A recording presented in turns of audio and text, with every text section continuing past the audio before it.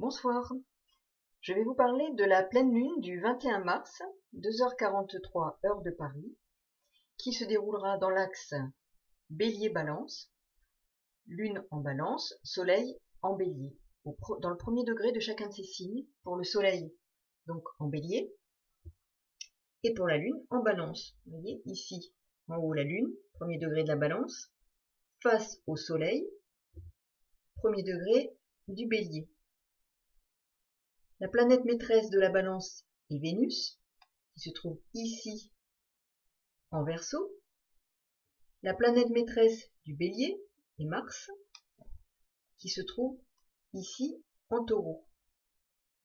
Je rappelle que la planète maîtresse du Taureau est aussi la Balance, mais est aussi Vénus, pardon. Et Mars, Vénus sont ici au carré exact l'un de l'autre. Je reviendrai là-dessus. Je vous parle aussi de Uranus qui a fait son entrée en Taureau. Donc là aussi, planète maîtresse Vénus. Vénus, planète maîtresse de la Balance. Donc on va pouvoir constater que beaucoup d'éléments se rejoignent, convergent. On trouve donc le Soleil à l'entrée du Bélier, conjoint à Chiron, pour lequel j'ai fait une vidéo. Et donc cette conjonction a aussi un sens. Alors, cette pleine lune, quel type d'énergie véhicule-t-elle? Donc la pleine lune du 21 mars se déroulera le lendemain de l'équinoxe de printemps, 20 mars, 22h58 heure de Paris pour l'équinoxe de printemps. Ce qui donne un ascendant Sagittaire pour la France. Selon le pays où l'on se trouve dans le monde, l'ascendant peut changer bien sûr. Il est intéressant toutefois de monter le thème alors pour obtenir plus de précision, notamment pour ce qui nous concerne. Avec le Bélier, on ouvre un cycle. Il est un signe cardinal, un signe de feu. Par conséquent, il commence, il initie les choses. C'est le moment du printemps, les énergies sont puissantes et le besoin de s'affirmer aussi. Les graines sont en voie de germination. Les projets sont foison. Lors de cette pleine lune, la lune est donc à 0 degré 10 minutes du signe de la Balance et fait face au Bélier, Soleil en Bélier, à 0 degré 9 minutes du signe du Bélier. Ici, l'axe Bélier-Balance et leurs énergies respectives sont activées. C'est l'axe qui parle de « je suis » avec le Bélier, et de nous et de l'autre, des autres, avec la Balance. C'est une porte qui s'ouvre et engage l'expérience du moi et du relationnel. Ça engage le moi vers un moi social. Les signes du Bélier et de la Balance constituent l'axe relationnel, avec une demande d'équilibre entre moi et les autres. Le Bélier s'affirme, sait prendre des décisions, choisit et apprécie de le faire, mais il est parfois trop impulsif. Il doit affirmer son individualité, se sentir exister, maintenir sa flamme de vie. L'impulsivité du Bélier correspond aussi à une forme de générosité. En voulant montrer le chemin, montrer la route à suivre, il a besoin de se sentir exister sous le regard de l'autre. Il est un chef en puissance, un meneur. La Balance, qui hésite, a beaucoup de difficultés à trancher quant à elle. Elle est beaucoup plus tributaire des autres et des situations. La Balance est plutôt sociable, compréhensive. Certains sages hindous évoquent une résolution possible de cette forme de dualité. Nous sommes en effet conditionnés par notre passé, notre éducation, nos ancêtres et leur vécu, l'héritage des générations qui nous ont précédés, par les habitudes. Nous sommes façonnés par les habitudes, par notre culture, de sorte que notre attention à la vie, à ce qui nous entoure, aux autres, aux situations, notre rapport aux situations auxquelles nous sommes exposés, confrontés, sont brouillés, parasités par tout ce vécu, par tous ces événements, ces habitudes, cet héritage, ces conditionnements. Et cela provoque des désordres, des complications, car ils viennent brouiller notre lecture de ce qui se passe autour de nous et de notre rapport aux autres. Il s'agit donc de tenter de découvrir dans notre travail intérieur, de transmutation énergétique, de nettoyage, de tenter de ne pas réagir, comme peut le faire le bélier, ou surréagir, en fonction d'une grille de lecture imprégnée de trop de « je suis », du moi, de nos habitudes, de notre ego, là, qui peut être trop prégnant dans notre perception des situations, et brouiller les cartes, afin de laisser véritablement place à l'autre. Il s'agit de mettre de côté notre mémoire pour qu'il n'y ait pas de retour en arrière, ni sentiment de rejet, ni d'humiliation. Par exemple, ne pas interpréter ce que les autres font comme étant forcément contre soi, parce que cela nous rappelle à notre insu peut-être une ancienne affaire, une ancienne histoire. Il est indispensable pour aller à la rencontre d'autrui, sans agressivité et animosité, de se débarrasser de ces fonctionnements qui pourrissent les relations. Donc l'axe Bélier-Balance est l'axe de l'acquisition du moi social et conscience de l'autre, conscience d'autrui, de l'existence de l'autre, de sa valeur, du respect de l'autre, sans perdre son identité, mais en respectant le point de vue de l'autre, l'existence de l'autre. Sur cet axe se joue la difficile rencontre avec les autres. C'est-à-dire, je ne suis rien sans les autres pour me développer. Je ne peux pas m'accomplir sans les autres. Cet axe, c'est ce qu'il cherche à nous dire. Durant la pleine lune, cet axe peut questionner notre façon d'entrer en contact avec les autres, notre façon d'aimer, d'entrer en relation, ou plus précisément de ne pas rentrer en relation avec les autres, ou de ne pas vouloir, ou pouvoir, ou encore de fuir les autres en évoquant le goût de la solitude. Mais il s'agit souvent d'une fuite consciente ou inconsciente, d'un prétexte, qu'il faudra apprendre à résoudre dans cette incarnation. Et l'activation de cet axe Bélier-Balance peut nous y aider. Tant que le Bélier ne part pas à la conquête des énergies de la Balance, il ne pourra pas exister véritablement. Son identité passe par l'acquisition de compétences à aller vers les autres.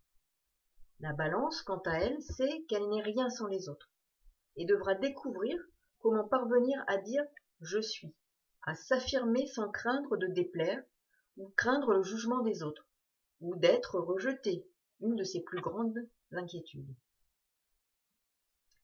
Avec le Bélier, nous sommes dans le processus de la construction identitaire. J'en profite pour rappeler la vidéo réalisée sur l'entrée de Chiron en Bélier, qui pose cette réalité qui sera confirmée et amplifiée pendant cette phase de pleine lune du 21 mars. La pleine lune fait toujours la lumière sur une problématique. Lors de cette pleine lune du 21 mars, la lumière sera faite sur la question de notre identité et de son affirmation face aux autres, grâce aux autres. Peut-être à travers une situation, un événement de notre vie, de notre quotidien, la nécessaire résolution d'un conflit, d'une lutte, ou dans la capacité à s'affirmer devant autrui. Comme je le disais plus haut, le Bélier est le premier signe du zodiaque. Il marque le commencement. C'est le départ de l'année astrologique, l'année solaire astrologique. Il est le signe de l'individualité qui initie le parcours de la découverte de soi pour aller vers les autres, qui sont aussi un chemin, une voie à poursuivre pour aller à la découverte de soi. Le Bélier est la spontanéité et l'ouverture du regard vers tous les possibles de la vie. Avec le Bélier, nous sommes face à la compétition, que l'on aime ou que l'on n'aime pas. Il y a une question de compétition, donc peut-être de rejet de quelque chose propre au Bélier. Mais n'oublions pas que dans tout Bélier, il y a une petite balance, et dans toute balance, il y a un petit Bélier. Donc nous allons y revenir. Donc compétition, impatience, impulsivité, la naissance, la décision, le feu, l'action. Avec la balance qui lui fait face, cela va permettre au Bélier de se découvrir lui-même grâce en effet aux autres. Lorsque nous cherchons à nous comprendre, à nous connaître, un bon moyen est celui de rencontrer les autres, d'observer nos réactions, nos comportements, nos attitudes, et aussi les leurs, et nos projections qui nous en disent long sur qui nous sommes, et souvent moins sur eux, sur les autres, que sur nous-mêmes. Les autres sont notre miroir. Ce que l'on croit ressentir en provenance de l'autre, c'est ce que nous entretenons en nous, ce qui est en nous, et que nous projetons sur l'autre et les autres. Quand je dis projetons, c'est un langage un peu psy. Il s'agit de ce que nous attribuons comme pensée, ressenti, émotion aux autres. Il faut aussi avoir en tête que dans tout signe, il y a un peu des énergies du signe d'en face. Donc en tout Capricorne, il y a un peu de Cancer, dans tout Cancer, il y a un peu de Capricorne, dans tout Gémeaux, il y a un peu de Sagittaire, et dans tout Sagittaire, il y a un peu de Gémeaux. Dans tout Taureau, il y a du Scorpion, et dans tout Scorpion, il y a du Taureau. Et là, en l'occurrence, dans tout Bélier, il y a des énergies de la Balance. Cette formule nous dit aussi que l'autre est bien notre miroir, puisqu'il y a un peu de lui en nous. Cela fonctionne pour les signes comme pour nous, et les autres qui sont une partie de nous. J'espère que je ne vous ai pas perdu là. Le ciel est le reflet de notre humanité. Tout ce qui est en haut est comme ce qui est en bas. Hermès Trismégiste. Lorsque nous rejetons l'autre, c'est une partie de nous que nous n'acceptons pas. Si cette partie de nous ne nous plaît pas, il nous appartient de travailler à la transmutation de nos énergies. L'autre est bien ainsi un miroir qui reflète une image de ce que nous sommes et que nous ne voulons pas voir, nous ne voulons pas intégrer. Cette notion d'intégration est importante car l'intégration est le passage incontournable pour évoluer et nous permet de travailler à notre transformation et à notre évolution. Pendant cette période, le soleil en bélier, donc période de pleine lune, axe bélier-balance, le soleil en bélier devra savoir prendre du recul pour ne pas se laisser emporter par ces élans d'impulsivité, voire de colère, quelquefois d'égoïsme. Là où se trouve le bélier est le lieu qui pour nous correspond aux valeurs bélier, où nous initions les choses, où nous avons envie ou besoin d'agir. Donc regardez dans vos thèmes où se trouve le bélier, dans quelle maison. Les planètes qui s'y trouvent s'imprègnent de ces énergies. Donc regardez aussi quelles sont les planètes qui se trouvent en bélier. Dans cet axe, activé par la pleine lune, le relationnel, le respect de l'autre, de l'individualité des autres seront au cœur du sujet. Il s'agira, pendant ce temps-là, cette période, d'éviter la comparaison notamment, mais tout le temps, c'est quelque chose à mettre en œuvre. D'éviter la comparaison pour se mettre en valeur comme s'il s'agissait de compétition. Il s'agit de collaborer et de partager, de savoir faire la paix et d'enterrer la hache de guerre. Donc voyez dans vos vies s'il y a des situations, des relations qu'il faut apaiser, dans lesquelles vous êtes peut-être en conflit, en rivalité. Il s'agira d'apprendre à vivre ensemble en conservant son identité sans l'imposer. L'ombre, la part d'ombre du bélier peut se réfugier parfois dans une forme de repli pour éviter la rencontre avec l'autre, la rencontre de l'autre, qui n'est pas considérée comme à la hauteur de nos attentes. Attentes déçues, entraînant le désamour, parfois la haine. L'ombre de l'énergie balance sera de ne pas vouloir se confronter à ce qui dérange, donc ce qui sera à dépasser. La balance est le premier signe des signes dits collectifs. La lune, pendant cette pleine lune, se situe dans le premier degré de la balance. Nos besoins se confrontent aux autres et au monde. Le signe de la balance est un signe cardinal et d'air qui aime commencer, donner vie à de nouvelles idées. Les notions d'équilibre, de justice sont des notions qui sont activées avec le signe de la balance. Elles symbolisent le principe d'harmonie et de compromis, la conciliation, l'égalité, l'engagement, la codépendance, le doute, l'impartialité, la neutralité, mais aussi l'art, le beau, le duo. Parfois aussi l'indécision, la crainte du conflit, la diplomatie, qui caractérise effectivement la balance. La balance nous parle de la nécessité de faire du lien. Avec le signe du bélier en face, la balance doit sortir de sa neutralité, devenir plus autonome et ne pas être dépendante de la présence de l'autre, être plus en capacité de faire des choix. Vénus est la planète maîtresse de la balance. Comme je vous le montrais quand je vous ai montré le thème, Vénus se trouve lors de cette pleine lune en Verseau, au carré exact de Mars, maître du bélier, à 23 degrés. Les relations ne seront pas aussi harmonieuses entre les pôles féminins et masculins. Il peut y avoir conflit entre les désirs et les sentiments. Et l'équilibre, axe bélier-balance, peut être difficile à trouver. Attention aux coups de tête. Vénus en Verseau était prise de liberté, indépendante et montrant l'envie de réinventer les relations à l'autre. C'est une Vénus idéaliste, mais aussi intransigeante. Les relations aux autres pendant cette phase pourraient être empreintes d'une forme d'exigence vis-à-vis d'autrui. Par ailleurs, Vénus est aussi la planète maîtresse du Taureau, dans lequel vient d'entrer Uranus, planète maîtresse du Verseau. Les maîtrises se croisent. Vénus en Verseau, Uranus en Taureau, Uranus étant la planète maîtresse du Verseau, et Vénus la planète maîtresse du Taureau et de la Balance, concernée par la Lune qui se trouvera en Balance pendant cette pleine lune. La dimension des sentiments et de la relation aux autres sera effectivement donc très prégnante pendant cette période. Attention aux emballements, aux emportements et colères et aux tensions relationnelles. La ténacité voire l'obstination peuvent nuire aux relations. On peut persévérer dans ses luttes et ses erreurs. Le lâcher-prise est difficile. Vénus tente à vouloir ici faire exploser les contraintes. Uranus, quant à lui en Taureau, sera contraint dans un signe de terre.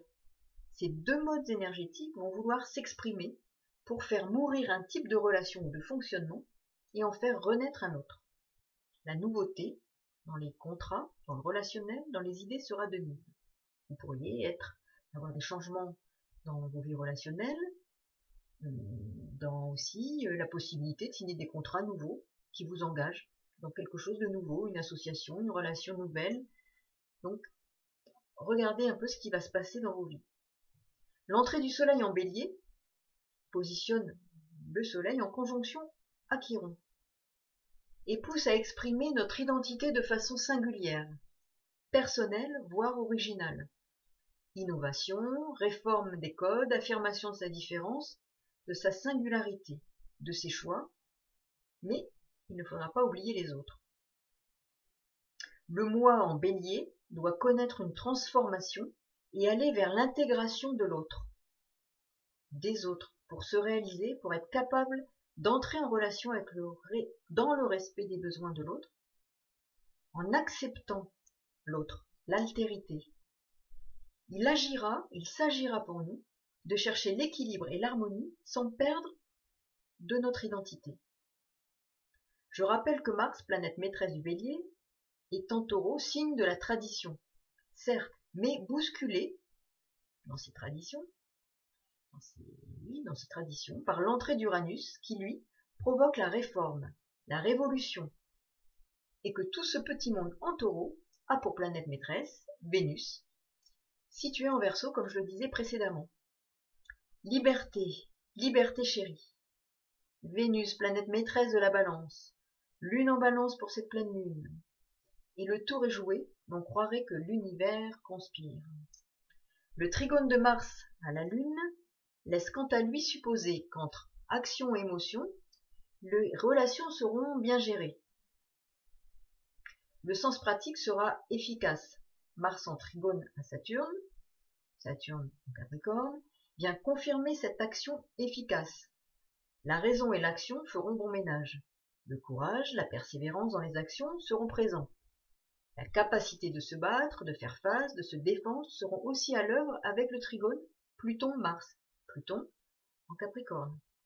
Ce sera aussi la possibilité de transformation positive et d'évolution pérenne si vous entreprenez des actions, si vous entreprenez de signer, comme je le disais, un contrat par exemple. Il faudra encore faire attention aux possibilités de mensonges d'erreurs, d'illusions, notamment dans nos rapports aux autres ou dans nos choix durant cette phase où le relationnel et la problématique relative à la capacité de faire des choix seront sans doute à l'honneur. Parce qu'effectivement, Neptune, en Poisson, conjoint à Mercure, au carré de Jupiter, peut troubler un peu les cartes. Par ailleurs, la Lune est la planète maîtresse du signe du Cancer. Pour mémoire, le nœud nord se trouve en Cancer, ce qui renforce l'idée première que j'évoquais de devoir se défaire de nos conditionnements, de nos héritages, de nos habitudes, pour rencontrer véritablement l'autre, les autres, axe Bélier-Balance.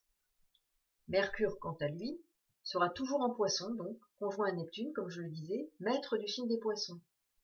Ces deux astres conjoints renforcent la sensibilité, l'intuition, la réceptivité qui devront ou pourraient être mises au service des autres.